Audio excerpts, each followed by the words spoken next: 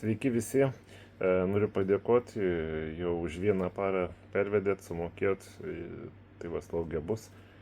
Aišku, dar kitą parą neapmokėta, tai reikėtų jūsų pagalbos, tai būčiau dėkingas. Dabar žiūrėkit su tokiu prašymu dar vienu, gal jūs pažįstat, gal per pažįstamus kažkas galit paklausti, pasidomėti. Iš krizių centro, žinot, kurie žmonės būna nuo alkoholio gydosi, kurie jau apsigydė, išsigydė, galbūt moteris, kurie neturi gyventi kur. Aš ją galėčiau priimti pas savį namus, galėčiau mokėti kažkiek, kad kai jūs padedat. Gautų ir maistą, gautų gyvenamą vietą. Gali būti ir vyras, na, aišku, moteris geriau, bet gali būti ir vyras.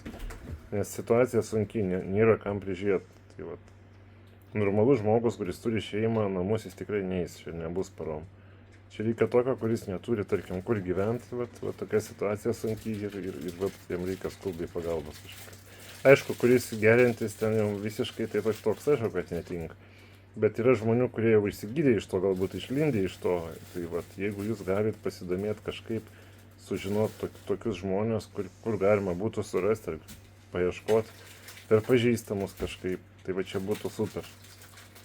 Jau, tai apačioj pridėsiu, kaip visada, savo sąskaitos numerį, telefono numerį. Jeigu kažką surasit, būčiau labai dėkingas, kad paskambintumėt, praneštumėt.